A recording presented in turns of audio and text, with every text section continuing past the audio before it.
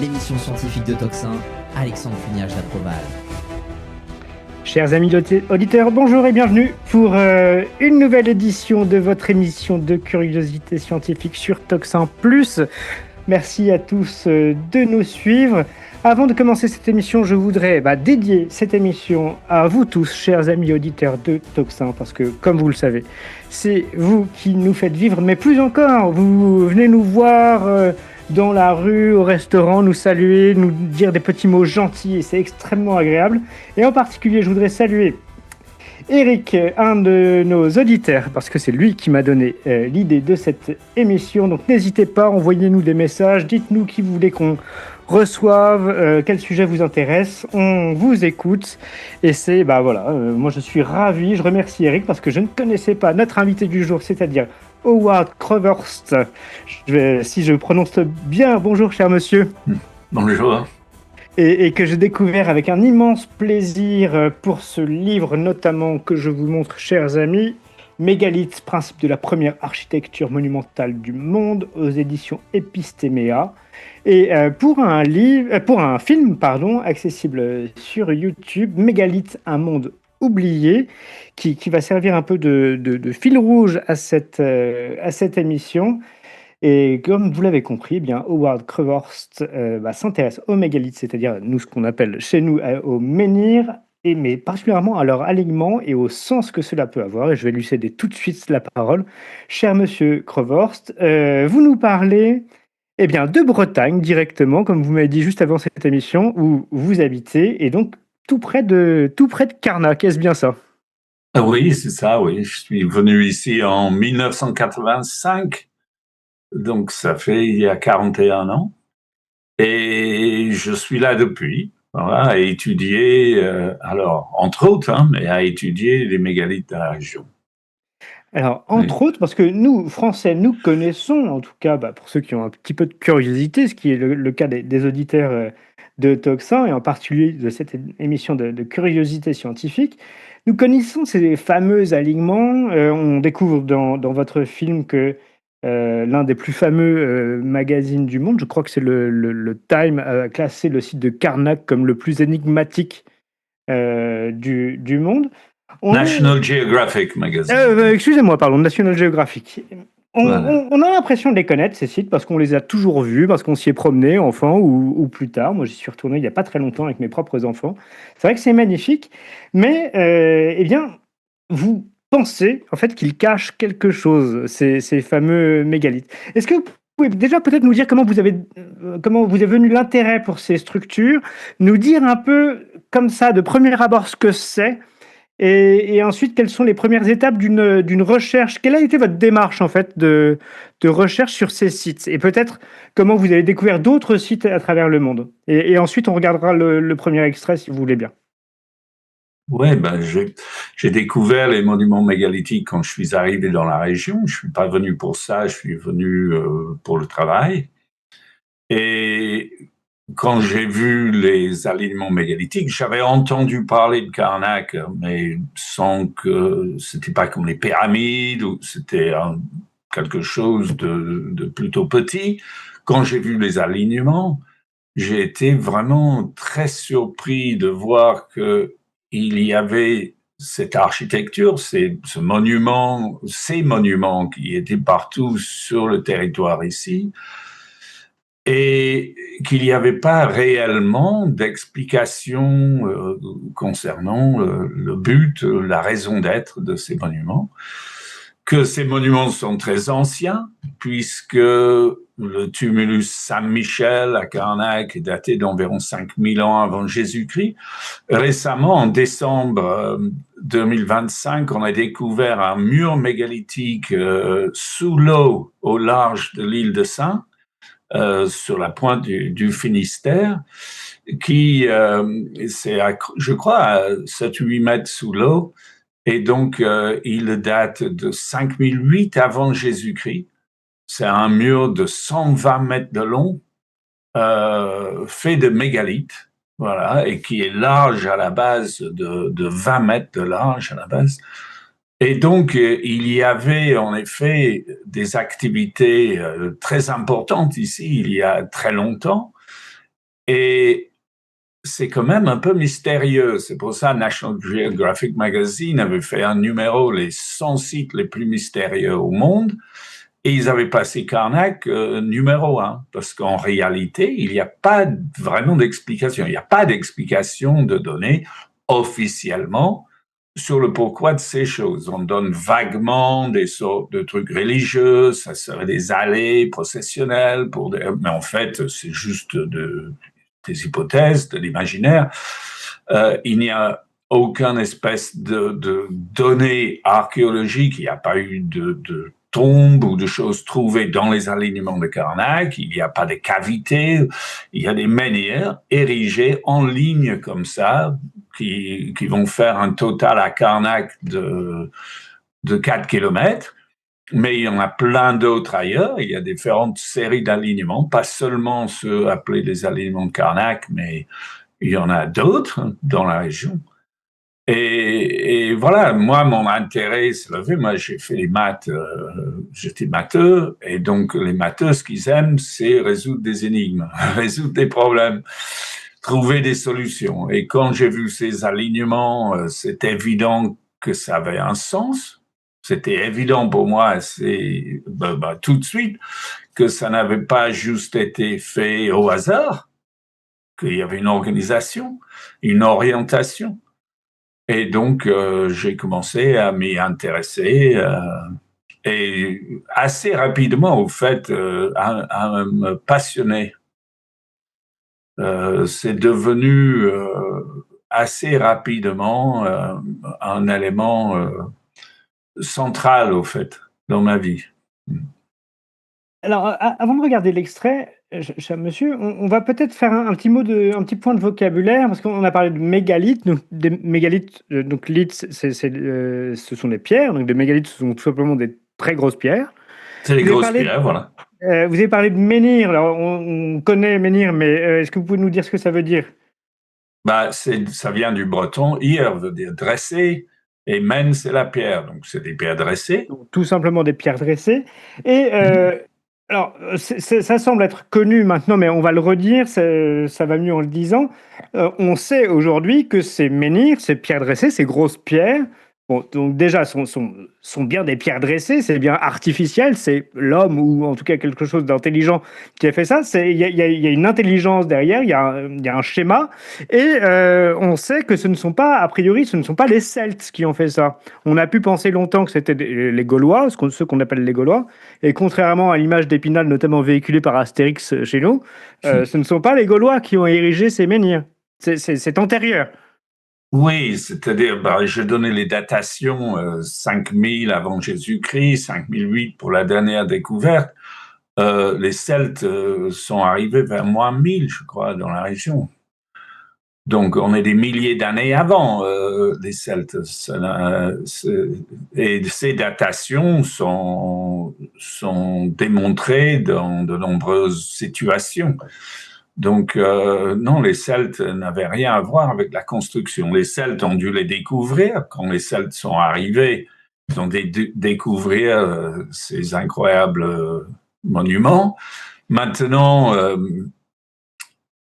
moi, j'ai beaucoup de mal parce qu'au fait, il y a une période de construction qui s'est arrêtée vers 3005 avant Jésus-Christ. C'est un peu comme si tout s'est arrêté. Un des monuments majeurs qui s'appelle Gavrinis, qui est une chambre, un dolmen sous cairn. Ce monument a été fermé, le couloir a été rempli, on l'a un peu caché, on l'a transformé dans une sorte de colline naturelle. Et c'est resté là jusqu'à 1832, quand quelqu'un l'a redécouvert. Mais on a vu qu'il y avait eu des feux rituels de fait juste avant l'entrée, vers 3005 avant Jésus-Christ, et comme si il y avait eu une sorte de fin de cette période, quelque chose s'est passé et tout s'est arrêté. Et pendant 1000 ans, de moins 3005 à moins 2005, il s'est rien passé. Enfin, on n'a rien trouvé. Et puis, vers 2005 avant Jésus-Christ, il y a une nouvelle phase de construction pas du tout à la même échelle, mais un certain nombre de monuments appelés allées couvertes. C'était un style un peu différent, avec des pierres posées et souvent des allées coudées. Il y avait le couloir changeait de direction. Ces monuments sont plus récents, 1000 ans plus tard. Et les Celtes sont arrivés bien après tout ça. Donc, oui, c'est un peu mystérieux l'historique de ces constructions. Alors, deux questions. La première, c'est parce que tous ces monuments, disons ça comme ça, sont en pierre. Or, on sait qu'on ne peut pas dater la pierre. Donc, comment fait-on simplement pour dater ces sites et leur érection? Bah, le plus simple, c'est, au fait, sous certains menhirs, sous beaucoup de menhirs, lors de leur érection, on a mis du charbon de bois dans le trou. Avant de poser le menhir dedans, on a mis du charbon de bois. Et donc, ce charbon de bois peut être daté. On peut supposer que personne n'a creusé en dessous du menhir pour mettre le charbon de bois après. Donc, c'est la datation sur ce charbon de bois qui va dire que le menhir a dû être érigé à la date de ce charbon qui se trouve dans le trou. Et alors, deuxième question, parce que vous nous dites que certains de ces sites ont été recouverts de manière volontaire. Il y a un site très impressionnant dont vous parlez longuement dans le film et qu'on a évoqué avec Patrice Pouillard dans une émission précédente.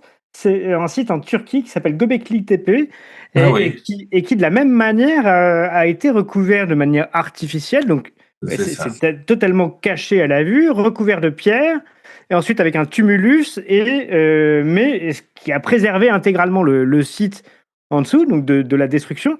Et ça, c'est une couche, sans mauvais jeu de mots, de mystère sur le mystère. C'est-à-dire qu'on a déjà ces sites avec les pierres. Donc on ne sait pas comment elles ont été érigées, ce qui demande quand même des forces incroyables. On va parler ensuite évidemment des alignements, des mesures, etc. etc. Mais en plus, qui ont été recouvertes et cachées. Enfin, est-ce qu'on a une idée de pourquoi ou pas du tout? Et de comment et de pourquoi? Oui, alors, Göbekli Tepe, le fait que ça a été recouvert et pas touché depuis a permis de faire des datations incroyables, puisqu'on a daté à 9005 avant Jésus-Christ. Et donc, ça a repoussé toute la question des mégalithes dans une autre sphère, quoi, une autre dimension, parce que là, on est 5000 ans avant Karnak, quoi, globalement. L'autre élément, c'est que les mégalithes de Göbekli Tepe en forme de T, c'est des blocs en forme de T comme ça, et qui sont positionnés à l'intérieur de cromlechs, de zones circulaires, ressemblent énormément à des monuments qu'on trouve à Minorque, où on a des menhirs avec un T, avec un chapeau, comme ça, dans des enceintes circulaires, exactement comme à Göbekli Tepe. Ils se ressemblent. On pourrait presque superposer, il y a deux monuments, on pourrait presque superposer, ça semble être la même chose. Alors que Minorque est daté, ces monuments à Minorque sont datés à 1000 à 800 avant Jésus-Christ. Donc, on trouve des choses identiques avec des écarts énormes en termes de temps. C'est vrai qu'il y a un très grand mystère. On s'interroge vraiment sur cette continuité. Göbekli Tepe a vraiment jeté un pavé dans la mare par rapport à des certitudes qu'on avait sur ces questions. Écoutez, je pense qu'on va en reparler dans le cours de cette émission. Je vous propose qu'on regarde ensemble le premier extrait. D'accord. Il y a 7000 ans, dans le sud de la Bretagne, en France, dans la région de Karnak, a débuté la construction du plus grand ensemble mégalithique au monde. Dans une région allant de la côte orientale du golfe du Morbihan jusqu'à la presqu'île de Quiberon,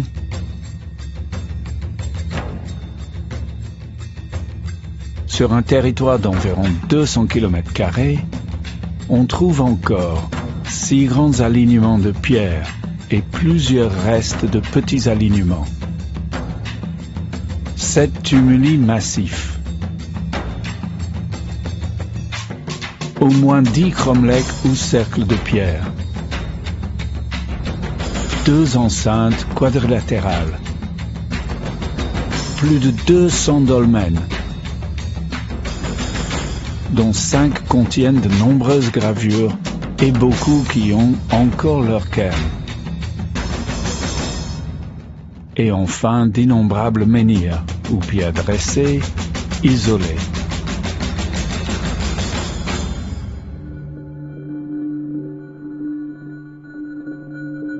Le plus grand étant le grand menhir brisé à Lokmariaker, maintenant couché, mais jadis atteignant près de 20 mètres de haut.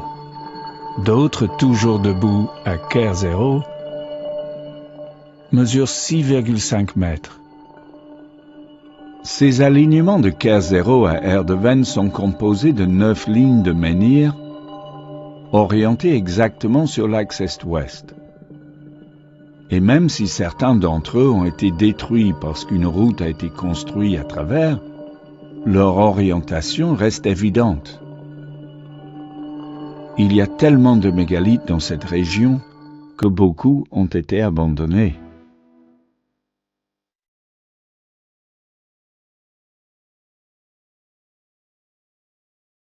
On estime qu'environ 90% de ces monuments ont disparu.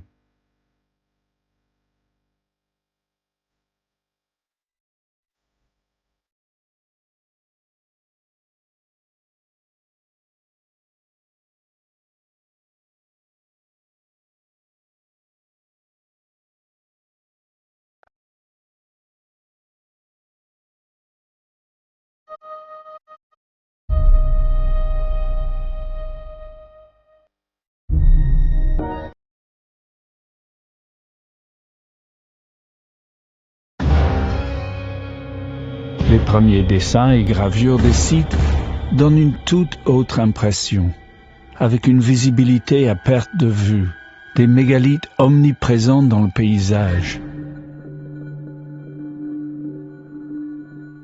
Nous imaginons plus facilement la splendeur initiale de cette architecture d'un autre temps. Alors, qu'est-ce qui s'est passé ici?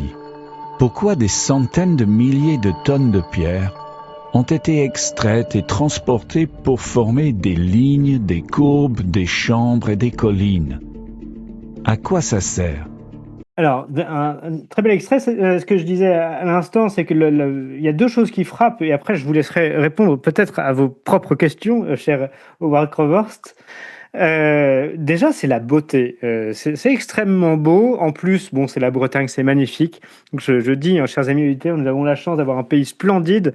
Allez-y, en plus, la plupart des sites sont vraiment ouverts. On peut comme je vous disais, se promener avec les enfants. Enfin, c'est splendide et c'est vraiment des magnifiques coins de Bretagne. Donc, c'est très, très beau. Et effectivement, vous le dites dans le film, mais cette impression, on s'imagine bien revenir dans le temps et voir ces imposantes pierres dressées comme ça et qui recèlent encore aujourd'hui cette impression de profond mystère. La deuxième chose qui frappe, c'est la profusion. C'est le nombre de ces pierres, de ces sites, etc. C'est absolument incroyable parce qu'on se dit, bon, on pourrait avoir construit un site comme ça, mais non, ça pullule. Enfin, on voit qu'il y a eu une activité, une énergie débordante. Et enfin, c'est tout ce qu'on peut, en tout cas, voir comme ça au premier œil, au premier regard, c'est la beauté, la profusion et cette énergie qui reste malgré tout. Je vous laisse peut-être nous donner votre propre sentiment et peut-être essayer d'élaborer cette réponse. À quoi ça sert? Qui a érigé ça et pourquoi? Écoutez, ça serait un peu prétentieux de dire que je pourrais vous donner toutes les réponses. Mais je peux vous dire comment j'ai pu avancer sur cette question. La première chose que j'ai pu constater, c'est la présence de l'expression, de la notation des axes cardinaux, de nord, sud, est, ouest. Donc là, dans l'extrait, on voit des alignements de Cair 0, il y a ces lignes qui sont parfaitement orientées est-ouest, et si vous me permettez, cher monsieur, parce que c'est un point qu'on a fait dans plusieurs émissions, en français, le mot dit bien les choses. Hein. Orienté, c'est Oui. tourné vers l'Orient, donc vers l'Est. Et c'est vraiment cette notion justement de s'ancrer dans les points cardinaux du monde. Il y a cette notion dans le français qui dit bien la chose. Pardon, je vous ai interrompu, mais je vous laisse continuer. Non, non, mais tout à fait, c'est pas grave, hein, c'est bien, c'est un échange. Et en effet, ici, cette orientation, ces lignes sont est-ouest, qui nous donnent des levées de soleil. On peut aller observer à l'équinoxe. Bientôt, ça va être l'équinoxe de printemps, donc ça sera l'occasion de regarder à K0 le soleil se lever dans l'axe de ces lignes, ou sur le coucher de soleil aussi en soirée, puisque c'est est-ouest, le soleil se lève à l'est et se couche à l'ouest, exactement dans ces lignes-là. Et j'ai pu, au fait, j'ai eu une chance inouïe il y a quelques années avec M6 m'a demandé de participer à leur émission La plus belle région de France. Et puis ils avaient décalé le tournage et tout ça. Puis finalement, ça devait avoir lieu le dimanche en fin de journée. Et c'était le jour de l'équinoxe et il faisait très beau. Je les ai emmenés dans ces alignements-là et ils ont pu filmer en haute qualité d'image ce coucher de soleil dans l'axe des alignements. Et il y avait une sorte d'équipe de jury qui disait bon, on comprend rien, pourquoi il y a ces pierres. Et quand ils ont assisté à ce coucher de soleil dans l'axe, il y a eu un moment de silence où ils étaient juste en train de regarder. Et après, c'est un peu comme si leurs interrogations s'étaient évaporées un peu. D'ailleurs, un des gars a dit, un des jurés a dit, ah là, je commence à comprendre. Et cette orientation, le fait de marquer ces orientations, qui sont des axes liés à la Terre elle-même, hein, la position du soleil à midi, son point le plus haut au sud, et puis ces mouvements de levée, de l'axe de levée au long de l'année, évidemment, ce sont des choses essentielles lorsqu'on cherche des repères, en fait. Globalement, ce que j'ai dit au début de ce film est une sorte de conclusion à laquelle je suis arrivé, c'est qu'on parle de sédentarisation. Et avant la sédentarisation, les gens étaient nomades. Alors les nomades, ils regardent le ciel et leur monde est circulaire. Ils vivent souvent dans des habitations circulaires, que ce soit des tipis ou des yurts ou des cases. Souvent, c'est circulaire parce que leur monde est lié à la rotation des astres. Lorsqu'on est nomade et on se déplace, les paysages changent, mais le ciel reste. Et donc, les points de repère sont dans le ciel. Mais lorsque on se sédentarise, ces points de repère, on les amène à la Terre. Et donc, ce qui devient intéressant, ce sont des points de levée à l'horizon du Soleil, de la Lune et ses mouvements. Et au fait, ces mouvements-là sont l'expression d'un ordre cosmique. On parle de la mécanique céleste et tout le monde comprend qu'il y a un ordre dans le ciel. Et que si je regarde l'heure du lever du soleil, je décide d'aller voir le soleil se lever, et c'est à 7h23 et je vais à 7h23, le soleil va se lever à 7h23. Il ne va pas arriver en retard en disant « je suis désolé, j'ai un imprévu ». Voilà, donc l'ordre existe dans le ciel et en utilisant cet ordre comme repère, c'est comme si on ramène l'ordre céleste sur Terre. C'est la notion pour moi de l'espace sacré, c'est de ramener l'ordre céleste sur la Terre et d'organiser une Terre en fonction de cet ordre. Et c'est pour ça que les axes cardinaux sont extrêmement importants.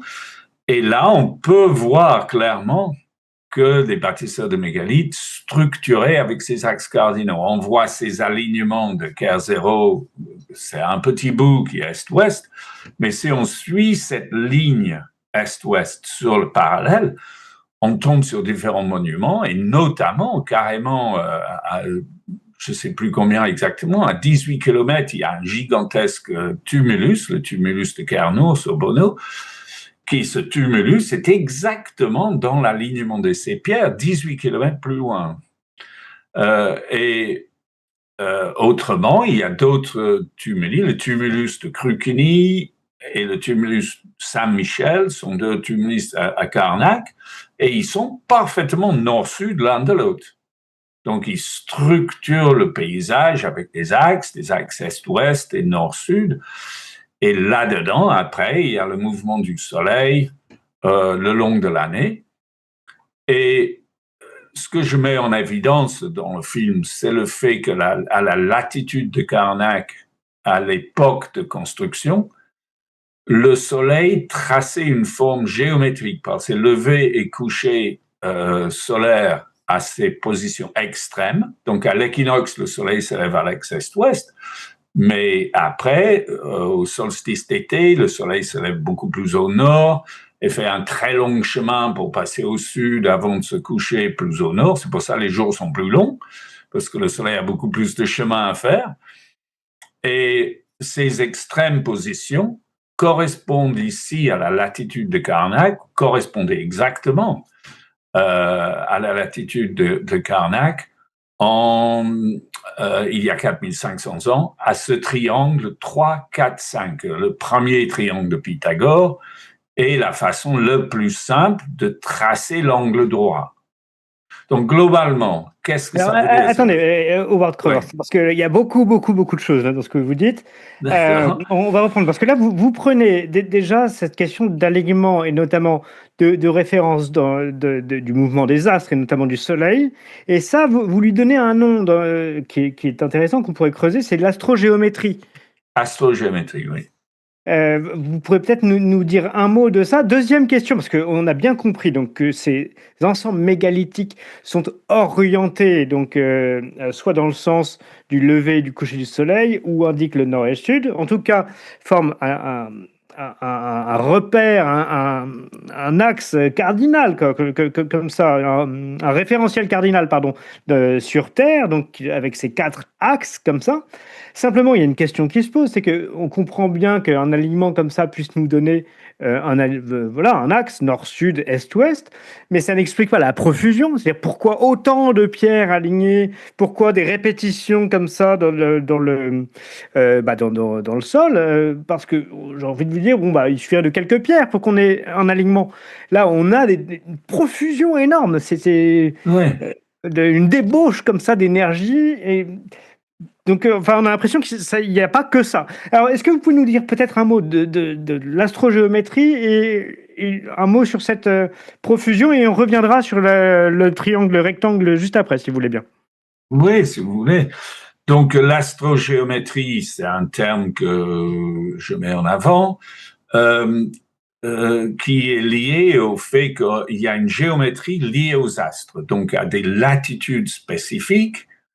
À une latitude donnée, le Soleil, par ses positions extrêmes, le Soleil ou la Lune, par ses positions extrêmes, va tracer à l'horizon des angles de formes géométriques très particuliers. Donc, un carré, le triangle 3, 4, 5, et ces formes étant harmonieuses et considérées comme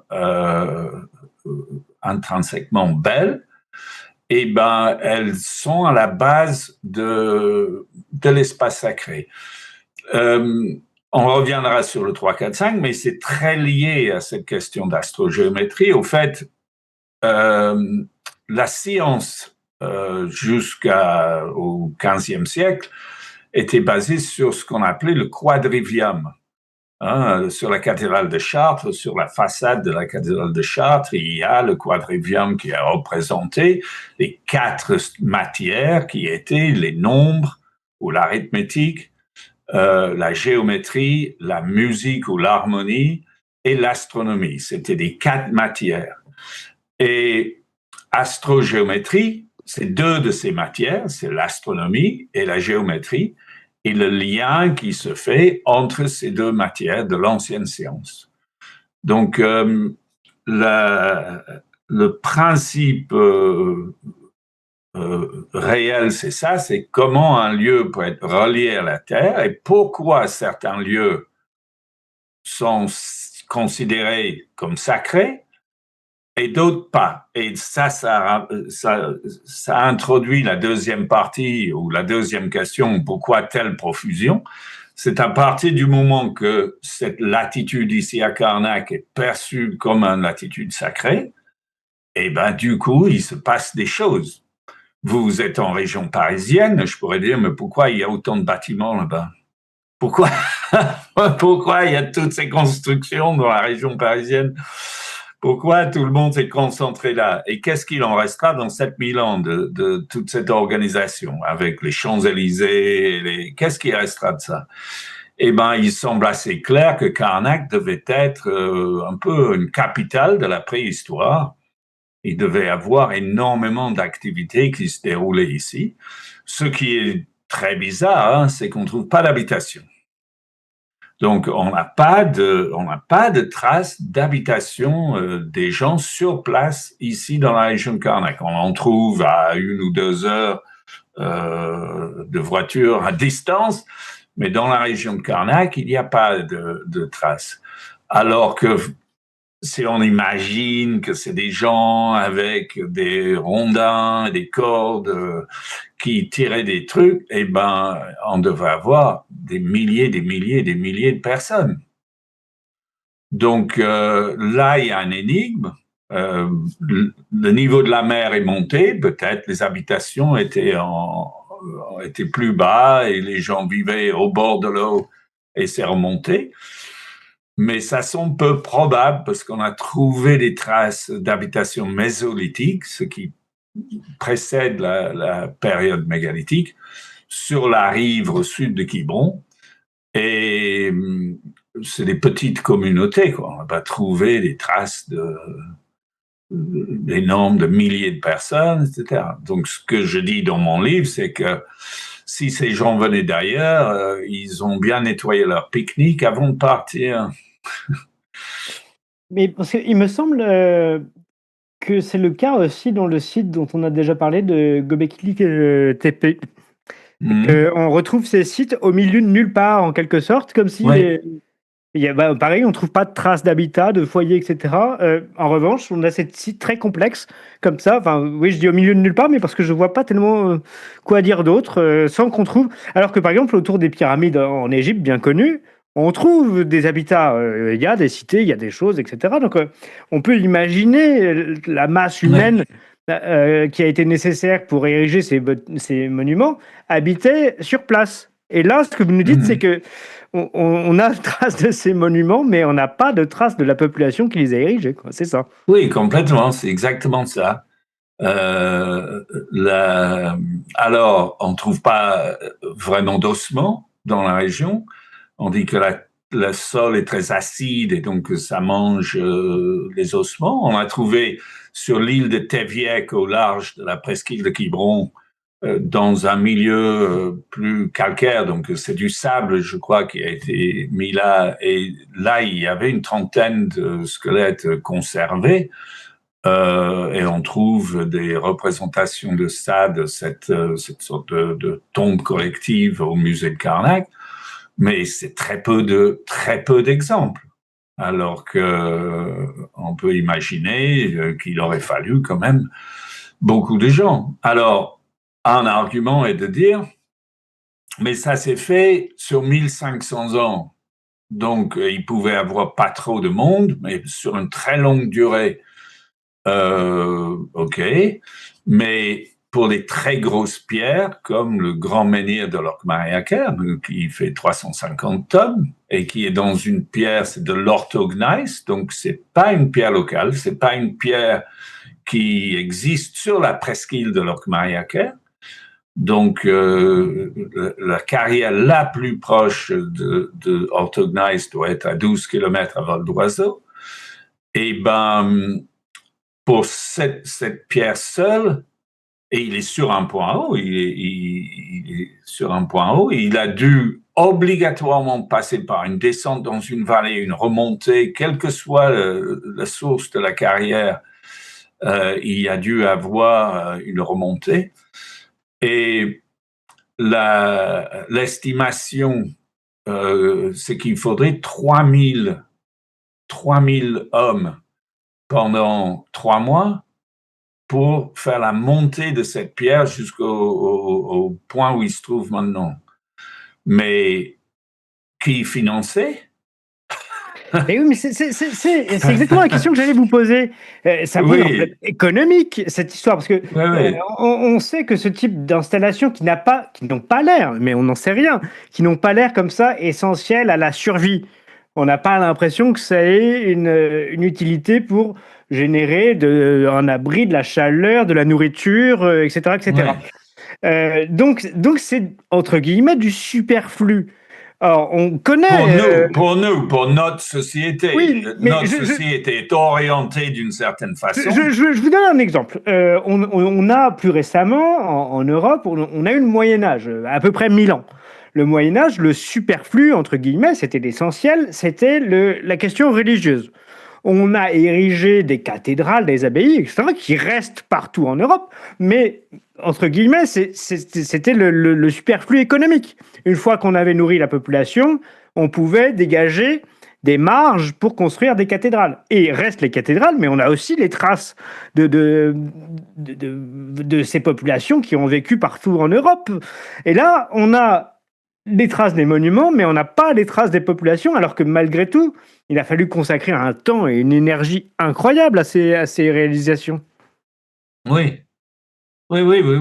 D'autant plus que le tumulus Saint-Michel dont je parlais, il a une couche de vase de mer entre 1 et 2 mètres d'épaisseur tout autour, qui a été ramenée depuis le fond Donc ça, c'est des paniers Dieu sait combien de milliers de paniers de vases de mer il aurait fallu ramener pour couvrir cet immense monument, 125 mètres de long sur 60 mètres de large, le couvrir avec 2 mètres d'épaisseur de vase. C'est vraiment des travaux très, très importants qui ont été réalisés, en effet. Et on sent qu'il y a une orientation ici qui est vraiment très, très différente de notre orientation à nous. C'est pour ça que je parlais de Paris, par exemple, dans 7000 ans, qu'est-ce qui restera et quelle image ça donnera de notre civilisation aujourd'hui. Mais en tout cas, c'est pour ça que j'ai appelé le film Mégalithe un monde oublié, puisque c'est comme s'il y a une rupture totale entre cette époque-là et nous. Donc, on parlait de l'Égypte. L'Égypte, en effet, notre histoire actuelle commence avec les Sumériens et les Égyptiens, et on a une sorte de ligne, on peut suivre un fil historique de ces époques jusqu'à nous, mais avant ça, le fil est rompu. Et on n'a pas d'idée. Donc, il y avait des histoires de civilisations avancées qui existaient, comme l'Atlantide, il y a des histoires de choses avancées. Et autrefois, les gens étaient convaincus que la connaissance des anciens avait été supérieure à la leur. Ils étaient convaincus de ça. C'est Fulbert, en construisant la cathédrale de Chartres, qui a dit « Nous sommes des nains, ils étaient des géants ». Si on arrive à voir un peu plus loin, c'est en montant sur leurs épaules. C'était son expression. Et cette idée de la supériorité des anciens était une idée générale jusqu'à assez récemment, jusqu'à Newton, globalement. On peut positionner un changement d'état d'esprit avec les découvertes de Newton et une idée comme quoi, ben ça y est, on était maintenant, fallait tourner la page, quoi. Mais vous parlez de Newton, c'est intéressant parce que ça met un point chronologique à partir de cette époque où s'impose l'idée de progrès. Et le problème de l'idée de progrès, c'est qu'elle a tendance à nous faire croire qu'on vient d'un point bas et qu'on va vers un point haut, et qu'il y a une sorte Oui. de progression, linéaire de l'un à l'autre, qu'il n'y a pas de creux, qu'il y a une continuité. Or, de ce qu'on voit, de ce qu'on voit là à Karnak et ailleurs, de ce qu'on voit dans votre film et dans votre livre, c'est que on ne sait pas. Manifestement, il y a un creux dans cette ligne du progrès, il y a un trou. Et la mémoire est perdue parce que ils n'ont pas érigé. Là, à un moment, vous montrez cette pierre là, qui a dû faire plus de 20 mètres de haut. Ils n'ont pas monté ça avec leurs petits bras et avec 3 cordes. C'est pas possible. Non. Alors, je vous propose. Et il y a même un énigme peut-être encore plus grand, c'est qu'il y a une mégalithe de Orthogneiss qui est estimée à 25 tonnes sur Belle-Île en mer. Donc, et là, il n'y a pas d'orthogneiss sur cette île non plus. Donc là, c'est au large. C'est une île au large où une mégalithe de 25 tonnes a été transportée jusqu'à là-bas. Ça, ce mégalithe a été coupé en morceaux. On a fait une cheminée avec, etc. Donc, on ne peut pas aller le voir. Et donc, c'est pas un objet qu'on peut visiter. Mais il a bel et bien existé, ce mégalithe, et ça pose vraiment question. Moi, vous disiez qu'on allait revenir vers le triangle 3, 4, 5, mais parce que ça, c'est un élément très important, parce que la plupart de mon temps de découverte est lié à ces questions de géométrie. En fait. Je vous propose, on regarde le deuxième extrait et juste après, on arrive à la question de la géométrie. Promis. D'accord. Karnak a été choisi précisément pour l'implantation de ces colosses. Il présente des caractéristiques très spéciales qui sont liées à sa latitude. C'est l'astrogéométrie. L'astrogéométrie est une ancienne science, aujourd'hui oubliée, qui donne un caractère spécial à un lieu par le fait que le Soleil et ou la Lune tracent une forme géométrique déterminée à l'horizon par les positions extrêmes de leur lever et coucher. 2 jours par an, le 21 mars et le 23 septembre, partout sur Terre, il y a 12 heures de jour et 12 heures de nuit. D'où le mot équinoxe, nuit égale au jour. Ces jours-là, le soleil se lève exactement à l'est et se couche exactement à l'ouest, partout sur la planète. Les jours suivant les équinoxes, les levées et couchers de soleil s'éloignent progressivement de l'axe est-ouest vers des points extrêmes où ils s'arrêtent pendant quelques jours. C'est pour cela que la durée du jour varie. En fait, le mouvement du soleil levant à l'horizon est comme le balancier d'un pendule. Il y a des pauses, des accélérations et des décélérations. Les jours les plus longs et les plus courts de l'année sont appelés solstices. En latin, cela signifie « le soleil s'arrête ». Le 21 juin est le solstice d'été dans l'hémisphère nord et le 21 décembre est le solstice d'hiver. Ces jours correspondent à la position du lever et du coucher du soleil à l'horizon lorsqu'ils sont à leur limite extrême. Le lever du soleil est le plus éloigné de l'axe est-ouest. Plus on s'éloigne de l'équateur, plus ces variations deviennent importantes. À la latitude de Karnak, lorsque les monuments ont été construits, le soleil a tracé une forme géométrique très particulière. La position de son lever à l'équinoxe sur l'axe est-ouest et la position de son lever au solstice d'été, la plus au nord de son mouvement annuel, délivrent l'angle exact d'un triangle 3-4-5.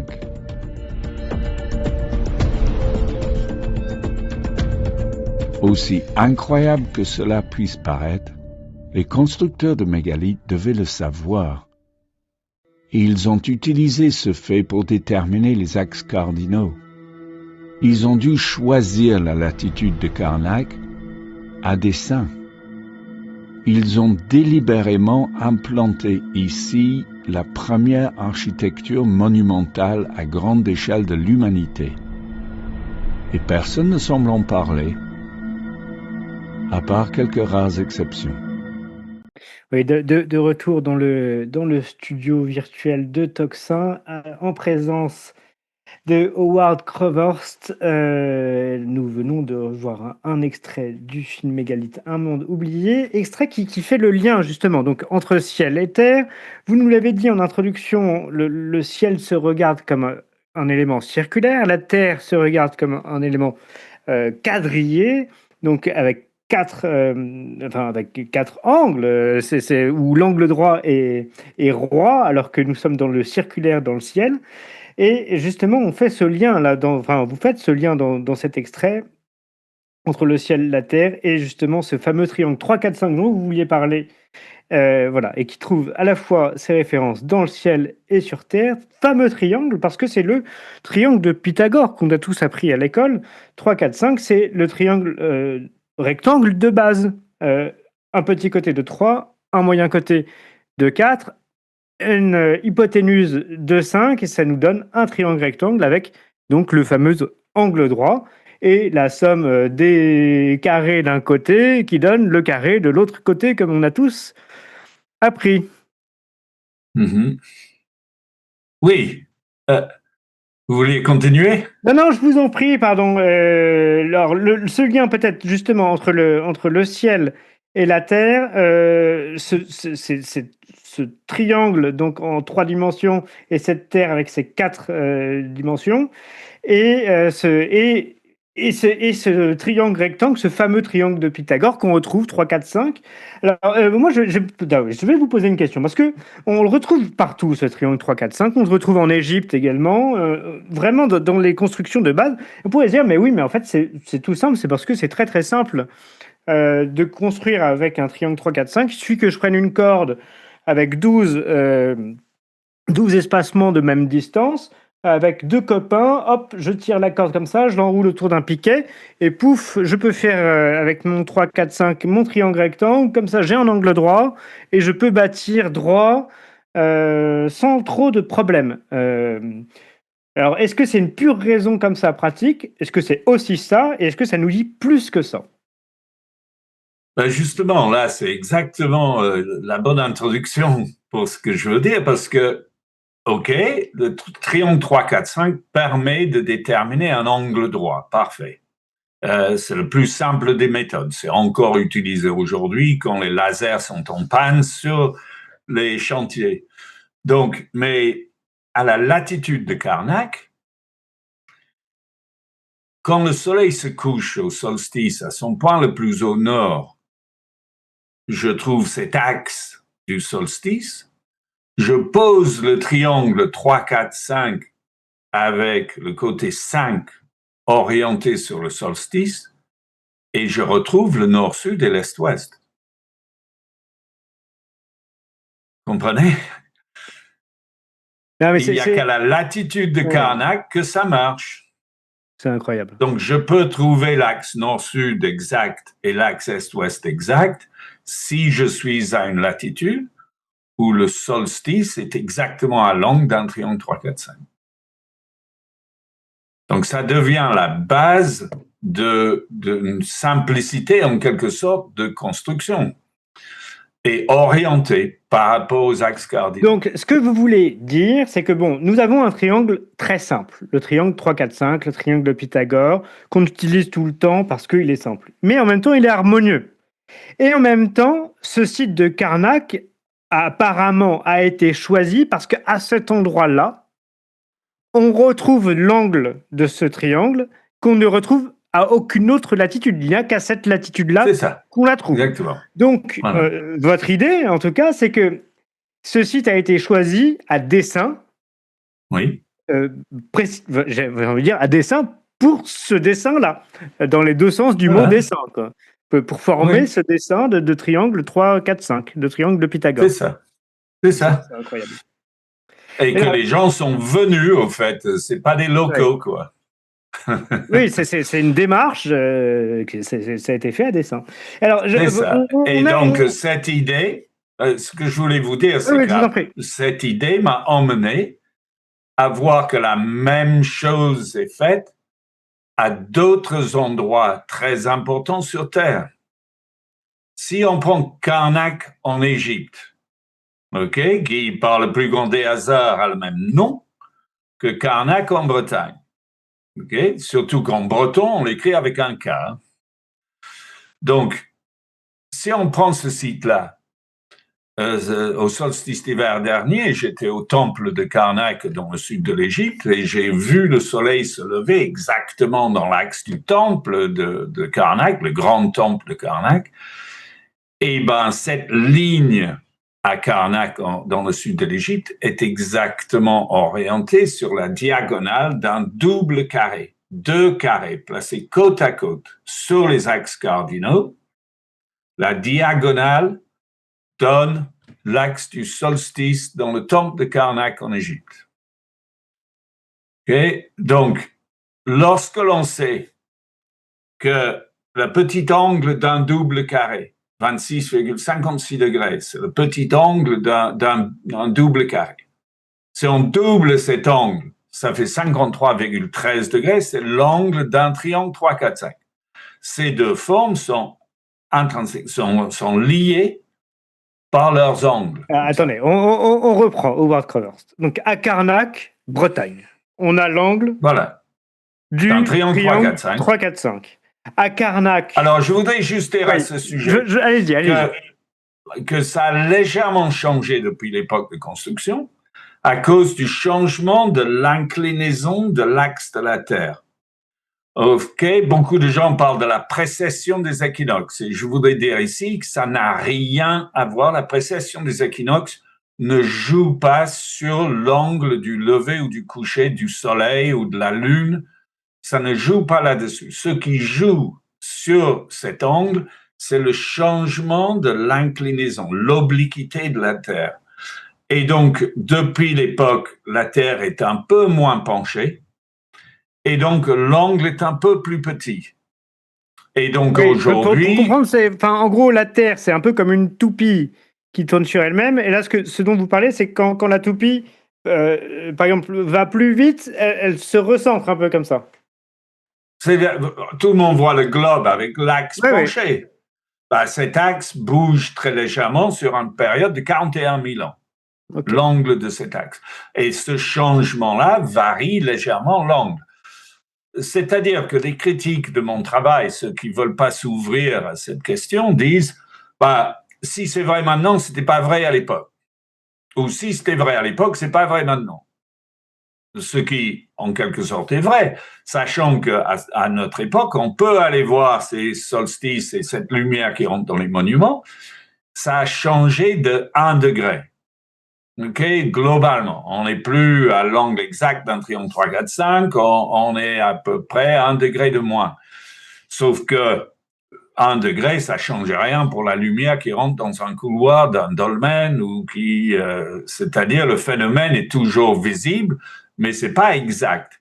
Je me suis demandé si en 3005 avant Jésus-Christ, quand il y a eu la fin de cette civilisation, si ce n'était pas justement parce que l'angle n'était plus tout à fait exact. Et qu'on a dit, on a eu notre temps ici, là maintenant, c'est plus exactement l'angle d'un triangle 3, 4, 5, on dégage. Alors, c'est une possibilité.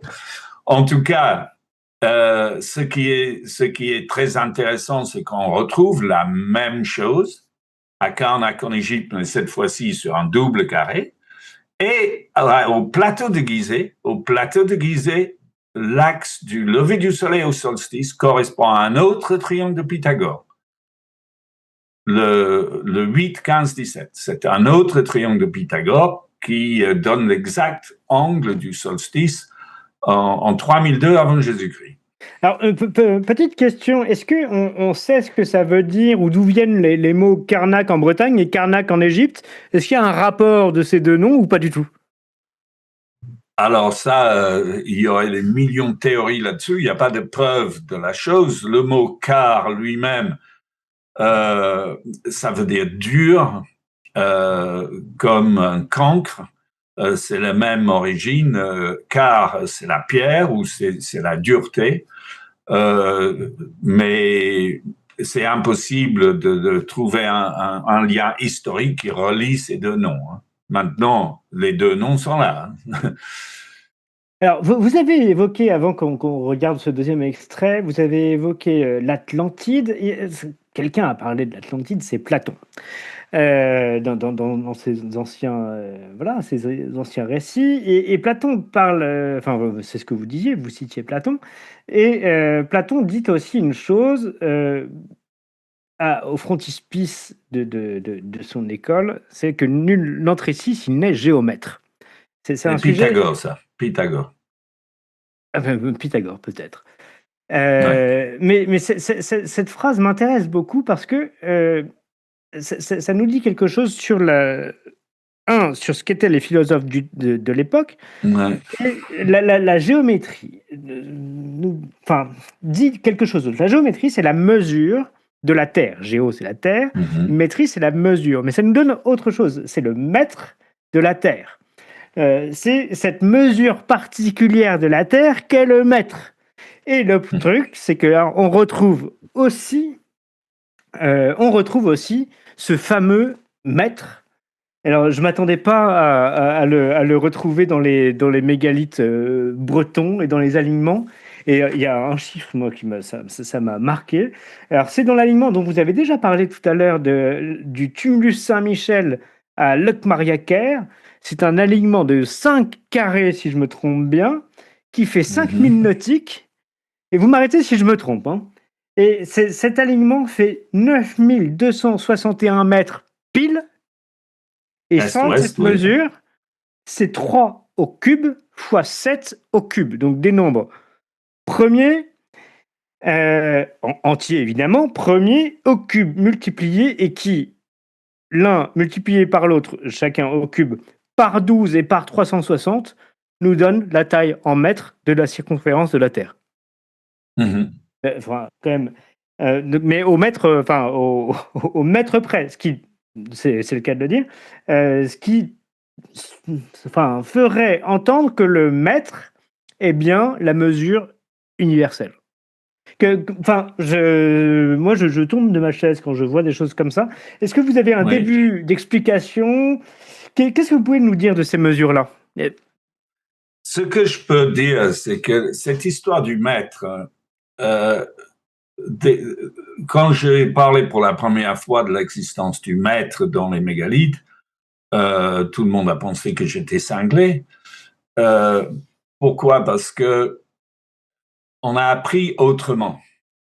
On a appris que c'est à la Révolution française, avec Méchain et Delambre, et toute une histoire de mesures qui ont été faites pour déterminer le mètre. Pour moi, tout ça, c'est mensonger. Le mètre existait bel et bien avant la Révolution française. Elle était le privilège des rois, elle était connue, c'était une mesure secrète qui était utilisée. On le trouve à Chartres, le pied drusien, qu'on appelle le pied drusien, qui est utilisé à Chartres, fait 1/3 de mètre, 33,3 cm. Et ça, cette mesure, elle est attestée. Le château de Versailles, le grand château de Versailles, construit 100 ans avant la Révolution, fait 100 mètres de façade. 100 mètres. OK? C'est pas 101 mètres, c'est 100 mètres de façade. Okay? Donc, il y a des preuves parfaitement claires que la mesure du mètre existait avant la Révolution. À la Révolution, c'était une mesure secrète. Et on sait, il y avait des compagnons, il y avait des sociétés secrètes, compagnonnage, et que la mesure était la chose la mieux gardée. On donnait des piges à des ouvriers, mais ils ne savaient pas exactement combien ça mesurait. Ils utilisaient des pièges, la mesure était un secret bien gardé. Et Enfin, ça serait une très longue histoire. Forcément, moi, j'ai beaucoup étudié cette question de l'origine du mètre. Mais il y a deux éléments pour moi qui sont parfaitement parlants. Premièrement, c'est l'invasion de l'Égypte par les Français au moment où on cherchait à déterminer le mètre, et le fait que les Français sont allés là-bas avec une équipe de scientifiques et qu'ils ont décidé de désensabler le pied de la Grande Pyramide au pied de la Grande Pyramide pour le mesurer, ok, et que on dit que Napoléon lui-même aurait passé une nuit dans la chambre du roi, voilà. Donc ça, cette histoire de Napoléon et le fait qu'il a abandonné tout le monde, Napoléon a laissé les troupes.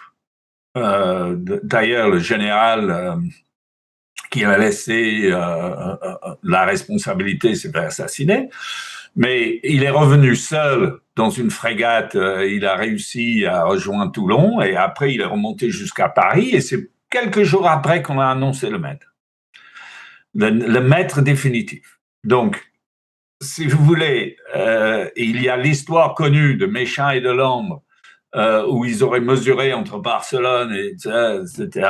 Et c'est une histoire bizarre puisque ils ont eu des problèmes avec leur expédition pour faire les mesures. Et puis l'histoire de la mesure qui vient de la pyramide elle-même à travers Napoléon. Mais l'élément, je trouve, qui est absolument frappant dans cette affaire, c'est que plus tard, on a découvert que la longueur, que la taille de la Terre était de 40 000, le méridien terrestre mesurait 40 007 km,500.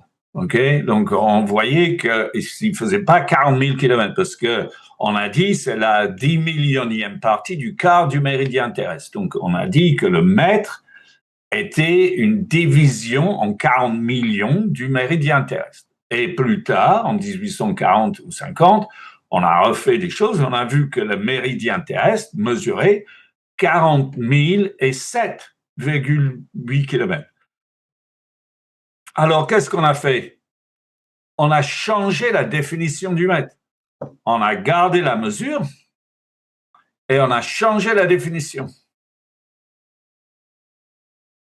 Vous ne trouvez pas ça bizarre? Si on avait voulu avoir une mesure qui était liée à la taille de la Terre et qu'on découvre que la taille de la Terre elle ne fait pas 40 000 km mais 47 km, eh ben, on aurait changé la mesure. On n'a pas changé la mesure, on a changé la définition. Ce qui fait qu'aujourd'hui, la définition du mètre, qui est un truc complètement dingue, lié à la vitesse de la lumière, la vibration d'un atome radioactif de césium, je ne sais pas combien, c'est totalement invérifiable pour qui que ça soit de vérifier la longueur d'un mètre, selon la définition qui est donnée. Donc, le fait que le mètre ait été gardé et qu'on ait changé la définition montre bien que le mètre, c'est bien la mesure qui a été déterminée et que la définition donnée à la Révolution française n'était pas bonne. Alors, vous parlez du retour de Napoléon, qui n'était que Bonaparte à l'époque, d'Égypte, donc avec cette tripotée de scientifiques qui étaient avec lui, et notamment de ces mesures qui ont été prises dans la Grande Pyramide. Il y en a une que vous donnez qui est quand même surprenante. Il me semble que c'est celle de la Chambre du Roi. Vous m'arrêtez si je me trompe. Vous dites... cette chambre, donc c'est un double carré, donc elle fait 1 de petit côté et 2 de grand côté. Évidemment, comme n'importe quel triangle rectangle, l'hypoténuse fait donc 1 au carré, 1 plus 2 au carré, 4, 5. Donc elle fait racine de 5. Et vous dites, en mettre ce côté qui fait 1, fait racine de 5. Mètre. Oui. Et ça, c'est... Donc ça veut dire que d'évidence, cette pyramide a été construite avec la connaissance exacte du maître d'aujourd'hui, ou à tout le moins, les Ouais. scientifiques qui entouraient Bonaparte ont pris cette mesure exacte pour faire le maître d'aujourd'hui. Ce maître qu'on retrouve aussi dans les constructions mégalithiques bretonnes, à des Oui. milliers de kilomètres de là, et Voilà. peut-être à des milliers d'années, ou en tout cas des centaines d'années de différence. Et la Milliers, question oui. qui se pose, c'est que donc si on a cette mesure universelle partout, c'est qu'il y a une culture commune en réalité, à minima. Enfin, c'est le moins qu'on Oui. puisse en tirer, c'est qu'il y a une connaissance commune entre ces différents lieux et ces différentes époques. Oui. Oui, complètement.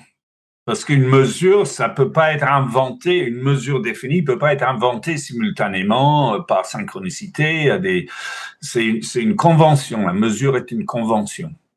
Et donc, à partir du moment qu'une mesure est retrouvée à différents endroits, c'est qu'il y a eu communication. Pour moi, c'est une évidence.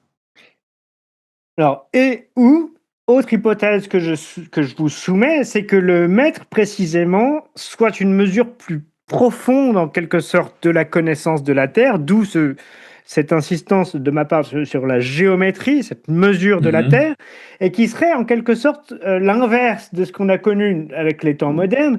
Je voulais qu'on intègre l'image de l'homme de Vitruve, donc de Léonard de Vinci, qui est une image bien connue, mais qui nous fait dire, après lui et avec la modernité, que l'homme est la mesure du monde. Or, on a Mhm. l'impression, dans cette pensée antique, ancienne en tout cas, antique par l'âge et non pas par la puissance, que c'est pas tant l'homme qui est la mesure du monde, mais qu'on a trouvé la mesure du monde, le maître peut-être, et que découle de cette mesure du monde, de cette connaissance du monde, tout le reste de la connaissance. Après, on peut parler, vous pouvez, si vous voulez, nous parler des phénomènes d'ondes, etc. Mais comme si comment dire, le savoir était inversé par rapport à aujourd'hui, qu'on tirait d'un savoir antique, c'est-à-dire la mesure du monde, d'autres connaissances, alors que nous partons de nous-mêmes et de nos raisonnements abstraits pour le coller ça sur le monde. Oui, oui, tout à fait. Oui, oui, voilà, c'est comme ça.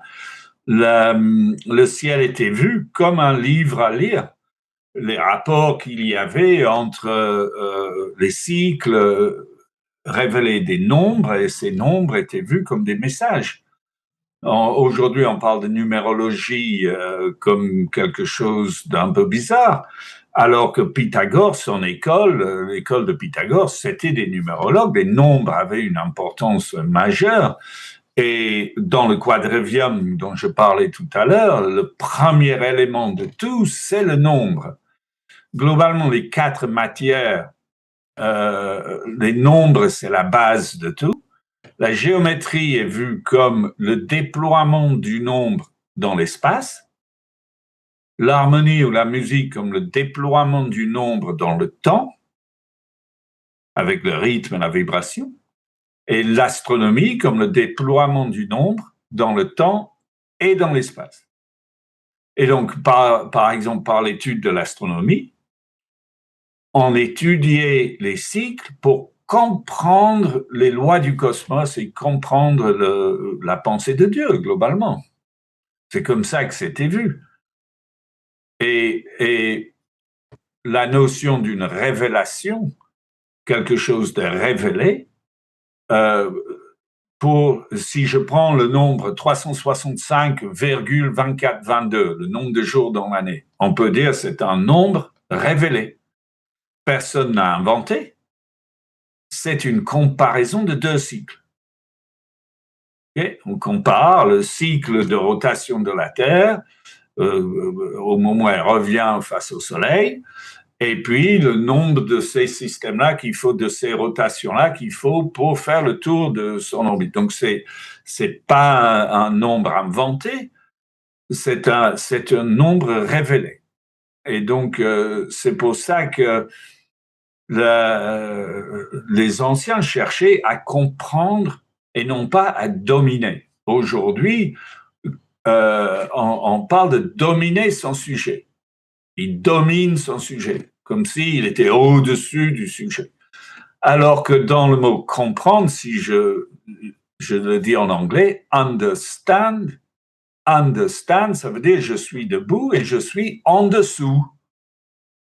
OK? Je reçois l'information. Ouais, Quand je comprends contemple plus, en quelque sorte. Comment? On pourrait dire qu'on contemple plus. Oui, on le reçoit, au fait. La compréhension est un processus de réception, au fait. Je reçois quelque chose et je comprends. OK? Mais d'où je le reçois, d'où est-ce que ça vient, ça, c'est une autre question.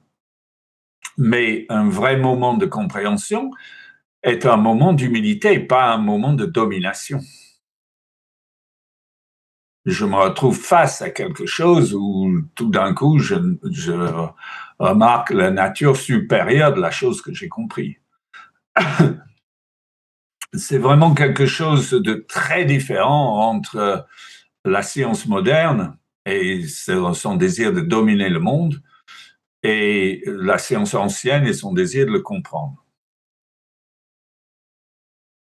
Oui, c'est absolument passionnant. On arrive malheureusement tranquillement à la fin de cette émission qui, comme d'habitude, passe trop vite, mais les sujets que vous abordez sont vraiment passionnants. Je renvoie évidemment nos auditeurs au film Mégalithe, un monde oublié. Je renvoie à vos ouvrages aux éditions Epistéméa, si je prononce bien. Oui, oui. Effectivement, c'est passionnant. Est-ce que vous pourriez, en guise de conclusion, ouvrir notre sujet? Alors, on a bien compris qu'on n'avait que des hypothèses pour savoir qui avait fait ça et comment. Peut-être pouvez-vous conclure avec... est-ce qu'on a la moindre idée des techniques qui ont été utilisées pour ériger ces mégalithes ou vraiment c'est le grand point d'interrogation? Alors, ces mégalithes, il y en a toutes sortes de mégalithes et ils ont des tailles très différentes.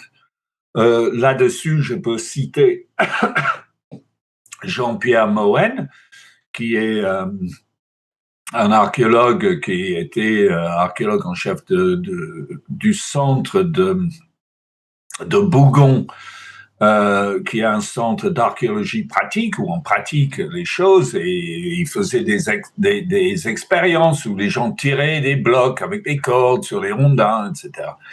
Et donc, c'était vraiment son champ d'expertise.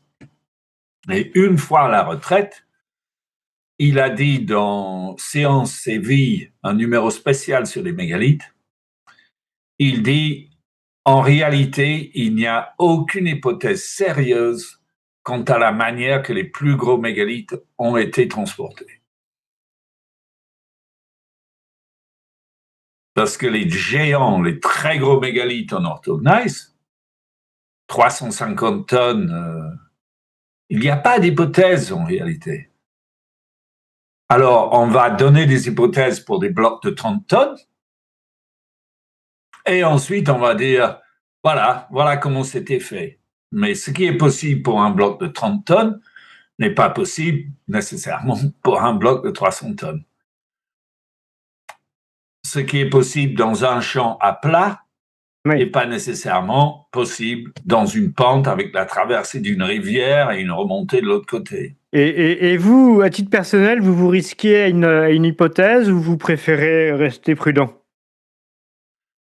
Moi, j'ai étudié beaucoup d'hypothèses diverses et variées. L'hypothèse de la pierre reconstituée, comme quoi c'est pas des blocs, mais ça a été coulé, en quelque sorte, ce qui facilite. Comme une sorte de béton, en quelque sorte. Ouais, comme une sorte de béton. Ça, c'est, je me souviens plus son nom. Il y a un professeur qui défend bec et ongle cette idée-là. Mais dans l'instant, son nom m'échappe. Il y a différentes hypothèses. J'ai entendu des Bretons dire qu'ils arrivaient à modifier la gravitation par des trucs vibratoires. Et j'ai vu des récits, j'ai lu des récits. Un docteur, je ne sais plus quelle nationalité, qui était au Tibet, et dit avoir vu des Tibétains avec leurs longues cornes, ils ont des longues cordes dans lesquelles ils soufflent et que ça crée des sons extrêmement graves, qu'il les a vus soulever des pierres avec leur corps. Ça date de 1875, un récit oculaire d'un médecin occidentale qui aurait vu ça. Et donc, il y a toutes sortes d'hypothèses diverses et variées, mais l'hypothèse avec les rondins et les cordes est aussi farfelue que les autres. Pour 350 tonnes, c'est aussi... j'ai lu un élément qui disait qu'à travers ce qui a été trouvé, on peut estimer la population, la densité de population à 0,8 personnes par kilomètre carré à l'époque. Donc, s'il fallait 3000 personnes pour tirer sur une corde, c'est la population entière de la Bretagne qui était réunie à un endroit pendant 3 mois pour tirer une pierre. Ouais, c'est impossible. C'est pour ça que c'est ce qu'on disait tout à l'heure. c'est facile de faire des dessins. Pour des raisons économiques, ne serait-ce qu'avoir 3 mois de réserve de nourriture d'un coup, au même endroit, même aujourd'hui, ça semblerait étonnant, quoi. Oui. Donc, il y a d'autres explications. Quand j'ai commencé il y a longtemps, tout le monde, parce que j'ai montré aussi une précision en matière des implantations qui est millimétrée, enfin incroyable précision angulaire avec la géométrie utilisée sur de très longues distances, que nous sommes capables de mesurer aujourd'hui grâce au GPS, Google Earth et des lasers et les drones. C'est aujourd'hui on est capable de mesurer des choses. Quand j'ai commencé ce travail il y a toutes ces années, j'avais des cartes EDF avec des rapporteurs et si j'avais 1 degré à 1/2 degré près, c'était bon. Aujourd'hui, on peut vérifier à 1/100 de degré et trouver des réponses exactes que les mégalithes, assez distants les uns des autres, ont été positionnés avec une précision du 100e de degré. Donc, à partir de ce moment-là, forcément, ça interroge et beaucoup de gens m'ont poussé à dire ça devait être des extraterrestres, de l'aide de l'extraterrestre, etc. Écoute, on verra si dans les dossiers de Trump qui vont sortir sur les extraterrestres, ils nous parlent de la construction des mégalithes en Bretagne. Ça changerait peut-être la donne. Oui, mais moi j'ai quand même l'impression qu'on n'a pas besoin d'extraterrestres pour expliquer ça. Et en plus, ça semble très terrestre, justement. Enfin, c'est ce qu'on disait tout à l'heure à propos de la géométrie. Il y a quelque chose d'ancré profondément dans la Terre et dans son architecture propre.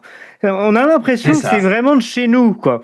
Et alors, avec un savoir différent, mais on imagine mal des êtres venus d'ailleurs avec une telle intimité, en quelque sorte, avec la Terre. Donc, c'est pour ça que je peux vous donner, du coup, l'hypothèse devant laquelle je suis maintenant, c'est que la Terre elle-même intègre cette géométrie et qu'il y a des points d'énergie, des points énergétiques qui intègrent cette géométrie. Les axes cardinaux des lignes nord-sud, évidemment, ça avec les lignes magnétiques, mais il y a sûrement une structure à la Terre elle-même qui la structure, y compris le paysage, les collines. J'ai découvert des choses étonnantes sur la géométrie qui relie des sommets. C'est vraiment tout à fait étonnant. Et ça donne l'impression qu'il y a des lignes de force et que quand il y a des forces en jeu, ils suivent certaines lignes et que les anciens avaient connaissance de ça. Alors, vous savez, Howard Crowhurst, on a fait deux émissions avec un Suisse, Ernst Zürcher, qui nous a dit exactement la même chose, que lui, il constatait dans les forêts qu'il y avait certainement des lieux avec des axes énergétiques où les forêts poussaient mieux. Donc, il y a certainement aussi un lien avec la biologie. Là, on parlait de géométrie, de géologie. Peut-être y a-t-il aussi un lien avec la biologie et avec la vie elle-même. Ça fait un moment que je dois le rencontrer, Ernst. Il m'a contacté, mais on ne s'est pas vu pour l'instant. Alors moi, je vous propose qu'on fasse une émission avec vous deux et qu'on fasse, si ça vous dit, quelque chose. Pourquoi pas, oui. Sur les axes et le rapport entre la géologie et la biologie, je trouverais ça passionnant. Oui. Peut-être, oui, avec plaisir. Écoutez, je vous remercie encore 1000 fois, Ward Crowhurst. Évidemment, on n'a fait qu'introduire le sujet. Je renvoie évidemment les auditeurs à vos travaux et j'espère qu'on aura l'occasion de prolonger cette discussion un de ces jours. Pourquoi pas en Bretagne chez vous? Pourquoi pas avec un Turcher? En tout cas, il y a beaucoup de choses encore à discuter. Merci infiniment d'avoir répondu à mon invitation. Oui, merci de m'avoir invité. Et à très bientôt, j'espère. Au revoir. Et Oui, chers amis au revoir. auditeurs, je vous le rappelle, n'oubliez pas d'aimer, de pousser, de partager, de faire des dons, de relayer. Voilà, vous le savez, mais c'est extrêmement important. C'est grâce à vous que nous vivons et que nous sommes connus. Nous n'avons pas d'autres relais que vous-même. Merci encore et à très bientôt.